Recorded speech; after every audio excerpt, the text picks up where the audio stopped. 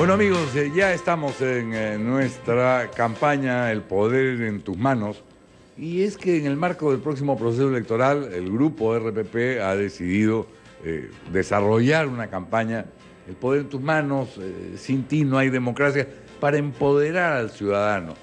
Y hay muchos temas que hemos venido tratando respecto de distintos aspectos de la reforma electoral. Lo que queremos tratar hoy es la transparencia financiera en los grupos políticos, la fiscalización y el control de los partidos políticos. Y para eso hemos invitado a un especialista, el don Fernando Tuesta Solderilla, que no solo fue un eficaz jefe de la OMPE durante varios años, sino que es docente de la Escuela de Gobierno de la Pontificia Universidad Católica del Perú. Fernando, muy buenos días, gracias por acompañarnos. No, gracias a ti, Guido, buenos días. Bueno, Fernando, aparte de ser un especialista en temas electorales, es un gran aficionado al fútbol. Tiene un pequeño defecto, y es que es hincha de Alianza, pero yo no puedo dejar, en fin, nos hemos saludado con mucho cariño, como siempre, y lo primero que hemos hecho es hablar de fútbol. Así que yo le voy a pedir a Fernando que le diga a nuestro público cómo ha visto a la selección. Con esa camisa celeste. Con esta camisa celeste. No he traído la blanquiazul para no... Oye, bueno, triste, ¿no? Como todos por esta derrota, pero a su vez satisfechos, ¿no? De tener un equipo que, como comentamos antes de esta conversación, que tiene otra actitud, porque en realidad a Perú nunca le faltaron buenos jugadores, ¿no? Y esa es la mano del entrenador, es la mano de Gareca. Debo confesar que yo no tenía confianza en Gareca, pensé que fue, digamos, la última alternativa para contratar, y felizmente que me he equivocado y digamos, esta es la demostración de un entrenador que ha hecho el trabajo serio y que ha logrado aglutinar, compaginar no solamente una estrategia a través de las habilidades de los jugadores, sino, como hemos conversado, una actitud distinta, ¿no? Exacto. ¿No? Nosotros somos casi contemporáneos, no vamos a entrar en detalle, Fernando, pero... y no es usual, inclusive con las mejores selecciones peruanas, ver un equipo que en inferioridad numérica y con el marcador abajo salga en la actitud que salió Perú en el segundo tiempo ayer. Nos habíamos acostumbrado a las derrotas y hasta las humillaciones, y con Chile hay que recordar en el año 97... mejor no hay que recordar. Mejor no hay que recordar. Pero creo que los jugadores el día de ayer nos han hecho olvidar, y de buena manera, cómo este cambio de actitud, sumada a las habilidades innatas y un buen estratega, se pueden hacer cosas distintas, ¿no? Creo que sí. Yo creo que tenemos materia para la esperanza. ¿No es cierto? Tenemos materia. Pero vayamos a lo nuestro, Fernando, que es la transparencia financiera. No hay, por desgracia, ninguna transparencia financiera, y no hay tampoco una fiscalización eficiente de los recursos de los partidos políticos. De hecho, los partidos registran aportes sin identificación, lo cual está prohibido por la ley. El nacionalismo y Perú Posible tienen miles de soles en aportes sin identificación.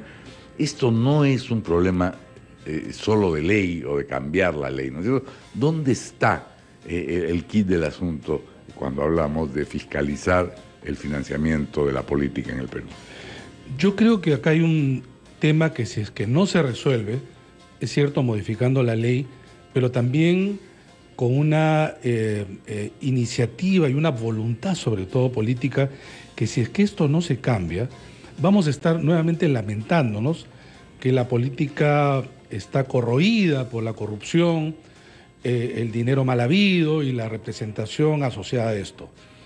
Ahora, lo que hay que también aceptar, y de una vez por todas, es que no existe política sin dinero. Es lo que justamente en campaña crece, porque justamente se usan medios de comunicación, se hace campaña, se intensifican los gastos. Un partido puede estar incluso medio inactivo este año, hibernando, y el próximo, ¿no es cierto? exactamente, y el próximo tiene que desarrollar una serie de eventos, desarrollar a través de sus mensajes una capacidad organizativa y todo eso cuesta, ¿no? ¿Cuánto cuesta una campaña? Según los registros de la OMPE, el año 2011 la campaña le costó a todas las listas 71 millones de soles. Ahora, eso es lo que dicen los partidos que usaron. Ahora, o sea, 25 millones de dólares. Yo creo que más. Fácilmente 100 millones. Fácilmente 100 millones. Ahora bien, repito lo que dicen los partidos que gastaron. Ahora, ¿cuál es el problema? El primer problema es que los partidos no tienen dinero. Entonces, ¿cómo es? Parece una contradicción. Por un lado gastan y por el otro lado no tienen. Ahora, no tienen, y basta ver cualquiera de los oyentes recorre Lima y no encuentra casi locales. Se están abriendo recién ahora locales. Pero digamos, hace medio año teníamos los locales centrales de los partidos y con las justas mantenidos, ¿no? Tú hablabas con los dirigentes y no tienen recursos. Los recursos antiguamente, ¿de dónde venían? De los militantes, ¿no? Pero ahora no. Los partidos carecen de grandes militancias y hoy día no aportan los militantes. O sea, un partido no vive de los aportes de los militantes. Algunos partidos viven de los aportes, por ejemplo, de los congresistas, que dan una suerte de dieta. Pero eso es para mantener una mínima cantidad de manejo del partido, generalmente para algunos dirigentes importantes, los que ahora son presidenciables, y nada más. Entonces, ¿qué pasa? Cuando viene la campaña electoral, quienes van a recibir el dinero no es el partido, son los candidatos. Sin embargo, la ley dice que quien debe recibir los aportes es el partido, y el partido es quien se tiene que responsabilizar de toda la administración de las finanzas. Entonces, ¿qué pasa? Tenemos una ley que ya se debió modificar, sobre todo por la propuesta de los organismos electorales, en que tiene dos componentes que, a mi punto de vista, desincentivan, por un lado, incentivan, por otro, el no control, ¿no? Y probablemente el ingreso del dinero mal habido. Están obligados todos los partidos a entregar los reportes. Pero ¿qué pasa? Y esto para que lo sepan los oyentes. Si un partido no entrega los reportes o falseando o no entregando toda la documentación, una de las penalidades es que no se le entrega el financiamiento público, pero que a su vez el Ejecutivo desde siempre no ha entregado este financiamiento a los partidos. Entonces, te castigan por algo que no vas a recibir. Entonces, ¿qué hacen los partidos? Pues no entregan los reportes. Y claro, perdóname que te interrumpa, Fernando, pero si estuviéramos en Suiza, por decir cualquier cosa, en fin, el tema no sería un tema crucial. Estamos en el Perú, y en el Perú hay narcotráfico. Así es. En el Perú hay contrabando, en el Perú hay minería ilegal, y en el Perú hay corrupción de los niveles que podemos, aunque sea en otra dimensión, lo que ha ocurrido en Brasil con las constructoras cae de rebote, ¿no es cierto? Así es. Entonces, repito, lo que hace la norma es que el candidato organiza su equipo de campaña. Y el equipo de campaña coloca, por supuesto, en su equipo de campaña coloca una persona de la confianza del candidato presidencial para que vea las cuentas. Ese dinero llega a ese equipo de campaña. El tesorero del partido, que es por ley la persona que de manera exclusiva ve el tema de las finanzas, no se entera muchas veces. No sabe y en la mayoría de los casos ni siquiera es parte del equipo de campaña. Ese es por un lado. Pero vienen los otros 130 candidatos al Congreso, cada uno a la libre. El partido no le financia absolutamente nada. Entonces, ¿qué pasa? Como hay voto preferencial, cada uno se lo busca. Pero resulta que la ley no dice que cada uno se lo busque ni que cada uno tiene su cuenta particular, sino que el partido tiene que entregar cuentas. Y ahí viene, incluso por más que el tesorero quiera hacer bien su trabajo, no sabe que lo que les entregan los 130 es efectivamente lo que se gasta y menos el origen de ese dinero, ¿no? Ahora, hemos terminado el primer segmento del programa y a manera de conclusión quisiera decirte si el financiamiento público es el primer paso indispensable, digamos, para lograr una combinación. claridad, una combinación. Una combinación de financiamiento público y privado, y que vamos a explicar luego qué es lo que se puede hacer. Pero eres consciente del que el financiamiento público es muy impopular. La gente Totalmente no impopular, pero justamente queremos explicar por qué, justamente entregando financiamiento público, se puede por lo menos limitar, atenuar esto que todo el mundo pues está en contra del dinero, que ingrese el dinero mal habido en la política, ¿no? De acuerdo, lo hacemos inmediatamente después de la pausa, donde también vamos a abrir las líneas para que los oyentes puedan opinar sobre la falta de transparencia en el financiamiento de los grupos políticos, que en un país como el nuestro es un elemento crucial para el desarrollo de organizaciones sólidas, creíbles y por lo tanto capaces de manejar los destinos del país. Volvemos. Continuamos con Fernando Tuesta Soldevilla dentro de la campaña El Poder en tus Manos, que realiza el grupo RPP con miras al próximo proceso electoral. Y Fernando, habías quedado en decirnos cómo lograr la combinación de financiamiento público y financiamiento privado de manera transparente para poder confiar en los grupos políticos por los que tenemos que elegir. Señalaba que, bueno, las campañas cuestan y cuestan mucho, ¿no? Si no hay financiamiento público, evidentemente lo único que queda es lo privado. Entonces, al requerir mucho los partidos porque no tienen recursos, son vulnerables a quienes ostentan el dinero. Entonces, el tema también es porque la ley establece un tope. Ninguna persona natural o jurídica puede aportar a un partido para una campaña más de 60 UITs. Esto es 230.000 soles más o menos. Pero ¿qué ocurre? Esto para una campaña es un techo muy bajo. Así es. Entonces, ¿qué pasa? Lo que hace mucha gente es distribuir entre varios, utilizar a terceros. Es lo que se llama pues como una suerte de testaferro, ¿no? Así es. Y resulta que aparecen aportando 200.000 soles. Y gente que no tiene ni siquiera esos ingresos de ninguna manera, ¿no? Pero claro, echa la ley, echa la trampa. Este es un techo que puede servir en una época no electoral, pero no en una época electoral. Entonces lo que yo sí creo es que hay que elevar ese techo, hay que sincerarlo. Ahora bien, si no tienes recursos, van a venir probablemente consorcios, empresas, y te van a financiar la campaña, o parte de ella. Entonces hay que estar claros que si es que no hay financiamiento público, la posibilidad de que eso ocurra también es cierta. Ahora, nadie entrega dinero por gusto, ¿no? Exacto, ¿no? Eso te iba a preguntar. ¿No? ¿Cuál es el peligro de que vengan corporaciones, empresas a financiar toda la campaña? Porque tienen intereses, van a pasar la factura. Van a pasar la factura. Y entonces, seamos claros, empresas que entregan una cantidad además considerable, que por supuesto, dada la ley, van a tener que distribuirlo, hacer lo que ingrese de distintas maneras. Ahora, ese es un lado. El segundo lado ya no son empresas y corporaciones, sino aquellos que tienen el origen criminales, ¿no? La que tú hace un rato has comentado, de aquellos que provienen pues de la minería ilegal, aquellos que vienen pues del contrabando, el narcotráfico, y más aún aprovechando que existe justamente el sistema de voto preferencial. Van y preguntan, imagínate en provincias, en Lima también, pero digamos en provincias y sobre todo en aquellas zonas donde proliferan estas mafias, la probabilidad es mayor. Le pueden decir a un candidato tranquilamente, ¿cuánto necesitas para una campaña? No sé, pues $50.000. Te dan pues el triple. Algunos no aceptarán, pero probablemente otros sí. Entonces, hemos visto, así es. Entonces, si es que no se hace algo, esto no tiene por qué no ser así o seguir siendo así. Peor, al encontrarnos en que esta posibilidad sigue abierta, el ingreso del dinero mal habido va a expandirse. Entonces, ahora, en otros países, y con esto termina la idea del justamente público, justamente por esto, en Europa ya en la década del 70 incorpora la idea del financiamiento público. Algo así como, siendo la política tan importante, no podemos dar la espalda a esto y a las campañas. Y entonces financian de dos maneras.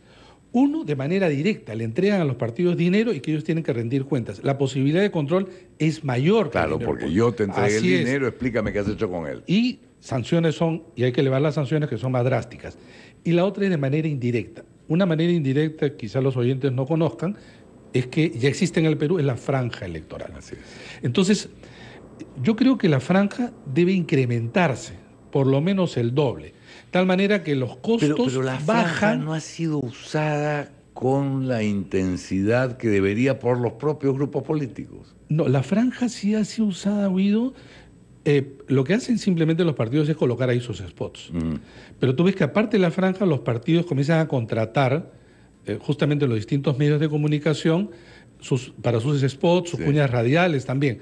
Entonces, si tú elevas la franja, estos costos disminuyen, pero además el control es más efectivo.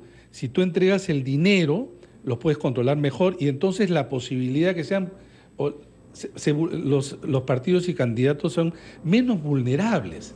Por ejemplo, mira, México es el país que más aporta de manera pública y hoy día nosotros sabemos que cómo sufre México por el tema del narcotráfico. Si no hubiera estado respaldado por el dinero público, hace rato se hubieran comido a todos los partidos por igual. Una última pregunta antes de comenzar a atender las llamadas del público. ¿El Congreso debió haber actuado con más celeridad y eficacia en este tipo de reformas electorales, la que incluyen el financiamiento público? Financiamiento público y estos temas y además sanciones. Porque, claro, si es que tú eres un partido, un candidato donde sabes que las sanciones o no se pueden aplicar, por ejemplo, la OMPE y el Jurado Nacional de Elecciones han penalizado a varios partidos, entre ellos dos conocidos, en el caso de Alianza para el Progreso, en el caso de Perú Posible, en un caso de cerca de 2 millones de soles, en otro cerca de 200.000, y no puede cobrar. No puede cobrar. Ven las cuentas de los partidos y para empezar no hay nada, no pueden ni siquiera embargar. Claro. Los partidos no tienen bienes, no tienen nada. Quienes tienen nuevamente son los candidatos. Vamos a escuchar las llamadas de los oyentes, quizá alguna pregunta o consulta, Fernando. Bueno. Aló, muy buenos días. Aló, buenos días. Buenos días al invitado. Yo tengo una opinión que hacer. A mí me parece que el problema de fondo es la ley. A la ley hay que cambiarla. Hay que hacer una ley en la que se prohíba a los partidos políticos recibir fondos privados o dinero particular. Solamente los partidos políticos, desde mi punto de vista, deberían recibir fondo público de forma adecuada y racional para que los partidos políticos al momento de las elecciones tengan igualdad de tiempo, espacio en los medios de comunicación y, por tanto, condiciones iguales en una contienda electoral. Pero mientras se permita que los particulares o privados puedan aportar así el Estado les dé dinero como fondo público, igual ese aporte privado no va a ser igual para todos los partidos políticos. Entonces el partido político que recibe más dinero de un particular va a tener mayor chance de estar en los medios de comunicación y por tanto distorsionar la voluntad popular. No me parece democrático que se auspicie los partidos políticos con dineros privados. Eso en algunos países está prohibido. Acá en el Perú, ¿por qué no? Gracias. Muy bien, no tuve oportunidad de escuchar el nombre del oyente, pero vamos a atender. Iván, gracias Iván por tu apunte. Vamos a dejar que después Fernando lo comente. Atendemos otra llamada. Aló, muy buenos días. ¿Aló? Sí, muy buenos días. ¿Cuál es su nombre, por favor? Manuel, del Callao. Manuel, escuchamos. Ya, disculpe, al señor... Fernando Tuesta. Sí. Mire, ¿qué pasa con las municipalidades? Soy trabajador de la municipalidad. Ya. ¿Y qué pasa?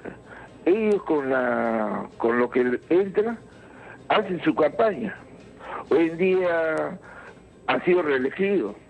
Y siguen, ahora como ya no se pueden reelegir, siguen con la misma plata de la municipalidad haciendo su campaña. Hoy en día, por las deudas que tiene la municipalidad y gasta en su campaña, ellos deben a los trabajadores. ¿Por qué? Porque ellos están en campaña. Hoy en día ya no van a reelegirse ahí, pero se van a otro distrito. Eso sucede en el Callao. Y lamentamos bastante que en la vía judicial se le denuncia por la deuda que tiene y demora mucho. Y eso no es dable. Se ha denunciado a la Contraloría de la República, pero hasta ahora.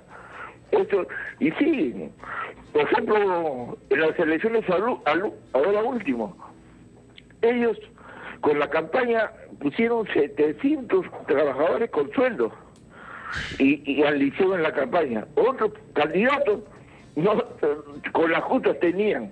Muy bien, Manuel. Está claro su punto de vista. Una última llamada. Aló, muy buenos días. Aló. Buenas Buenos Sí, días. muy buenos días. ¿Cuál es su nombre, por favor? Carmen de ATE. Carmen, ¿cómo está? Buenos días, muchas gracias por la oportunidad. Bueno, no sé qué salida le podemos encontrar para de una vez sacar esta ley para evitar el aporte de empresas privadas, porque esto facilita la corrupción, eso no lo podemos negar. Desgraciadamente, los partidos políticos terminan vendiéndose a todos estos aportantes para su campaña. Y entonces esto realmente promueve la corrupción. ¿Qué salida le podemos encontrar, ya que los congresistas no van a sacar esa ley, porque ellos están dentro de todo ese acto de corrupción, están ellos involucrados directamente con esta corrupción? ¿Cómo podemos resolver y sacar esta ley que ya urgentemente la necesitamos? Muchas gracias. Bueno, si no es por el Congreso, mi querida Carmen, no vamos a poder, pero vamos a volver, porque son ya las 11:30, con algunos comentarios de Fernando a las llamadas que ustedes amablemente nos han hecho y por supuesto, a atender más llamadas. Volvemos. Bueno, continuamos con Fernando Tuesta Soldevilla, profesor de la Escuela de Gobierno de la Pontificia Universidad Católica y también ex jefe de la OMPE, hablando sobre un tema crucial en la vida política y dentro de la campaña del poder en tus manos, que es el financiamiento de los partidos políticos. Yo quisiera algunos comentarios tuyos sobre las llamadas de Iván, de Manuel y de Carmen en el segmento anterior, Fernando. Sí, en relación a la primera opinión del oyente, eso no es tan cierto. Vale decir, en todos los países de América Latina, para empezar, existe la posibilidad del aporte público y privado. Es más, en dos países, Venezuela y Bolivia, que no se les puede criticar ni atacar como, digamos, ser liberales, ni mucho menos, allí solo hay aportación privada. Al contrario, son los únicos países que no tienen ni de manera directa ni de manera indirecta financiamiento público. Lo que pasa es que los partidos en el poder... Tampoco lo tiene el Perú, ¿no? Aunque lo tenga en el papel, digamos. No, pero acá por lo menos hay indirecto a través de la franja. A través de la franja, pero allá ni siquiera eso. Ya. Pero claro, lo que pasa es que el partido en el gobierno de esos países utiliza los recursos del Estado, ¿no? Entonces a los partidos nada. Y entonces yo creo que debe haber una combinación. Un poco lo que decía Manuel, que sucede a nivel municipal, ¿no es cierto? Claro. Ahora, regreso primero sobre el primer caso. Entonces, tiene que haber en ambos casos, además, aportaciones públicas y privadas, porque si solo fuera público, los montos serían altos. Y para empezar, si la gente no quiere ya lo poco que se puede dar, imagínate tú si es que vaya a financiar solo a través de aportes públicos. En el caso municipal, es cierto que ahí hay un problema, porque para empezar, en aquellos distritos y provincias en donde hagan una lista distrital o provincial, para empezar, estas listas desaparecen en términos de registro, no existe un registro para esto. Y entonces las autoridades no responden a una organización política, no queriendo decir que con esto bastaría para evitar cualquier viso de corrupción, pero por lo menos hay ciertos frenos. Ahí no responden a nadie, responden solamente en términos del manejo del dinero público a través de las instituciones públicas que sabemos no hacen su trabajo muchas veces, ¿no? Salvo situaciones no lo hacen adecuadamente, ¿no? Entonces, ahí hay un problema. Claro, lo que se ha impedido ahora por reforma constitucional es la no reelección de autoridades regionales y municipales. Pero creo que estamos en realidad en una situación, yo diría, de emergencia.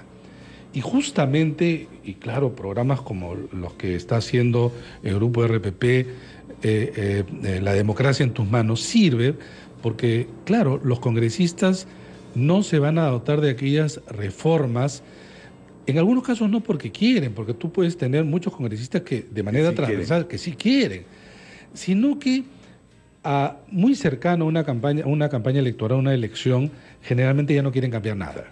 Pero yo creo que el caso de justamente del dinero en la política es un tema ya de urgencia. Y tenemos agosto y septiembre. Tenemos antes todavía. de que se convoquen las elecciones. Las elecciones se van a convocar el presidente de la República tiene para convocar entre 150 y 120 días, vale decir, más o menos entre el 8 o 9 de noviembre hasta el 8 o 9 de diciembre.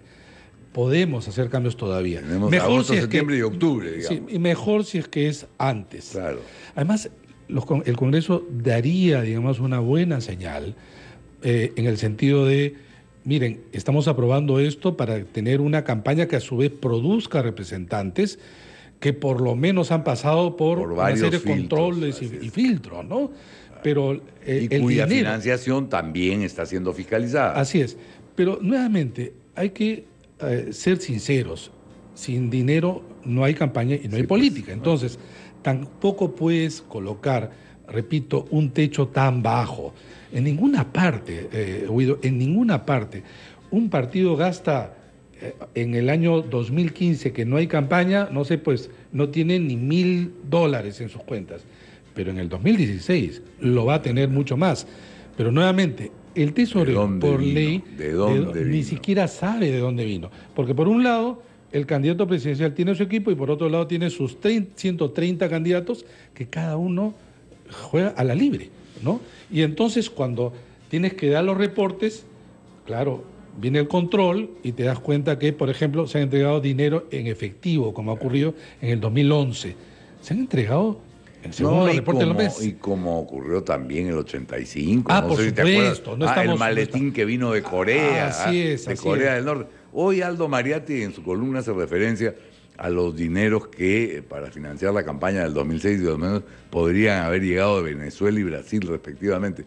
Eso desgraciadamente todos lo sospechamos, pero no ha podido ser demostrado. Pero es, así como es grave que una corporación privada sea la financiera indirecta o de manera, utilizando subterfugios de una campaña electoral, y que el crimen organizado en cualquiera de sus... También es gravísimo que una potencia extranjera financie una campaña electoral. Pero totalmente de acuerdo. Además, si viene de Venezuela, si viene de Brasil, digamos, es tan peligroso que venga de Argentina o de Estados Unidos o de Chile. O sea, acá es indiferente. El dinero que entra a la campaña debe ser dinero, en todo caso, de quienes aportan, en el caso de peruanos. Justamente la ley, mira, curiosamente lo que te dice es que no puede haber aportes de partidos extranjeros. ¿Sabes lo que no te dice la ley? De gobiernos extranjeros. ¿No dice? No dice la ley. No dice la ley. Es más, además lo que dice es que no puede tener aporte de partidos extranjeros a no ser que sea para el caso de capacitación, educación. Y generalmente es como sucede... se da en algunos casos. Claro, a través de fundaciones. Y es muy provechoso, digamos. Claro, a través de fundaciones, ¿no? Además que son extremadamente cuidadosas, porque además ellos tienen que reportar a sus respectivos países, ¿no? Pero digo, es tan peligroso como que existen esos aportes de fuera, como que también existen aportes desde dentro, nuevamente de empresas, ya no brasileñas, venezolanas o norteamericanas, sino empresas peruanas que van a aportar de repente muchísimo, pero lo van a distribuir a través de terceros y nuevamente nadie aporta en cantidades importantes sin que mañana más tarde espere una retribución de ese candidato presidencial, de ese congresista. Y entonces de lo que se trata es de transparentar. No estamos en contra de que exista el financiamiento privado, pero que sea transparente. Que sea transparente. Por ejemplo, no puede ser posible que algunos digan, miren, ¿saben qué? Yo voy a aportar, pero no quiero que aparezca mi nombre. No, pues, o sea, si quieres aportar, aparecerá tu nombre. Y no se trata justamente de apuntar con el dedo acusador, porque una empresa también puede ser así, Guido. Yo quiero aportar, digamos, a tu campaña, yo soy empresario porque creo que tú tienes un programa que evidentemente yo considero pues el más adecuado. Y así sucede en muchos países, entonces, ¿por qué no aportar? Pero dentro del límite de lo que dice la ley.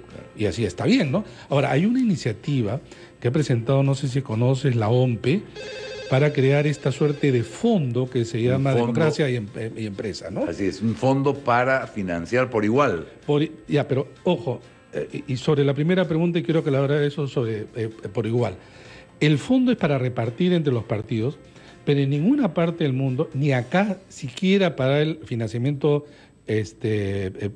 público, se reparte exactamente igual. Lo que se reparte es un porcentaje igual y otro porcentaje en proporción, en función de los escaños que tiene, los votos que ha conseguido. La idea es premiar a los que tienen obviamente más, pero de todas maneras reducir la diferencia, como existía antes en el Perú. Eso sería una cosa formidable, ¿no? Me parece una buena iniciativa que ha sido un acuerdo de Confiep con la OMPE, ¿no es en cierto? algunos empresarios, entiendo yo, pero bueno, eso también lo tiene que discutir el Congreso, que además es la única institución que obviamente puede llevar adelante la modificatoria de la ley. Acá ninguna otra persona, institución, ni siquiera el Ejecutivo lo puede hacer, ¿no?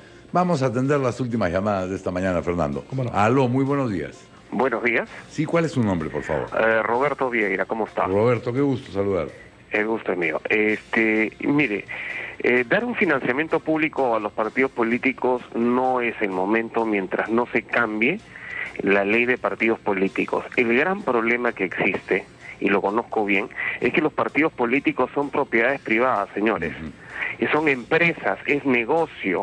Entonces, como negocios, como empresas, se hipotecan. Y encima el narcotráfico aprovecha eso para meterse por todos lados. Entonces lo que tenemos que hacer como primer paso es cambiar la ley de partidos políticos y buscar el mecanismo que no sean propiedades privadas. Buscar un mecanismo democrático para que en primer lugar exista una fiscalización interna. Y democracia interna también. Exacto, y una cosita adicional, Guido, el tema de la no reelección de las autoridades, eso no es un paso fundamental. Acá el Perú, lamentablemente, la corrupción es tan grande que lo que tenemos que motivar nosotros es a la no reelección partidaria. Porque eso va a buscar la transparencia, porque las cabezas no, pero siguen las mismas redes, los mismos dueños de los partidos o los de movimientos, de acuerdo, las mismas empresas. Muchísimas gracias por tu aporte. Una llamada más. Aló, muy buenos días. Sí, muy buenos días. ¿Qué tal, Guido? ¿Cómo estás? Muy bien. Buenos días, estoy llamando de Ica. ¿Cuál es tu nombre, por favor? Alejandro. ¿Qué tal? Mira, Guido, voy a salir un poquito en defensa de los partidos políticos. Creo que todos estamos de acuerdo de que debe haber fiscalización, que se debe controlar los fondos que reciben los partidos políticos, pero lo que yo veo es una fiscalización y unos ojos y todas las miradas hacia los partidos políticos, mas no de la misma manera hacia los movimientos independientes. Los movimientos independientes tienen absoluta libertad de ser financiados por quien mejor les parezca y no tienen que dar cuenta absolutamente a nadie. Al final, te digo, Guido, una empresa o alguien que financie la campaña de un congresista va a hacer el financiamiento a un voto de 130. Pero válgame Dios, en estos movimientos independientes que financian a alcaldes que otorgan licencias o gobiernos regionales, ¿no es cierto? No, está clarísimo tu punto de vista, Alejandro.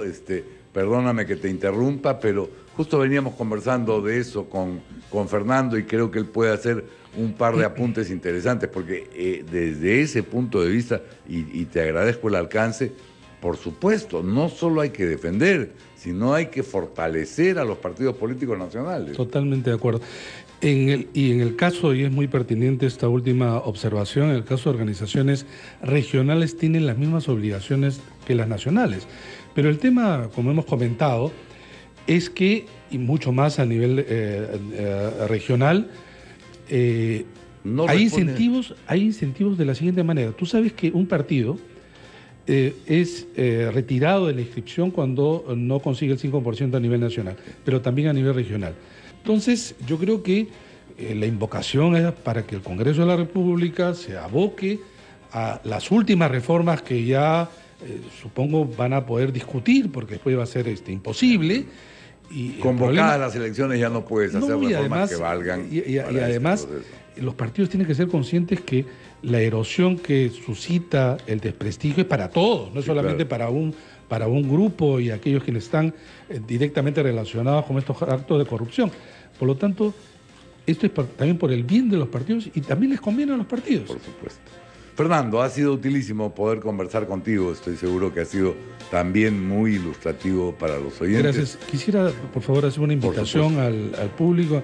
El del 9 y 10 de julio, la Escuela de Gobierno de la Pontificia Universidad Católica de Perú va a realizar un curso sobre comunicación política y campañas electorales, ¿no? Unas conferencias, van a venir invitados internacionales, están invitados el público en general, va a ser un momento especial para poder debatir y van a venir, como repito, conferencistas que han estado en campañas electorales. Justamente uno de ellos ha sido uno de los asesores de la campaña Capriles, y esto el 9 y 10 de julio en la Escuela de Gobierno de la Pontificia Universidad Católica de Perú.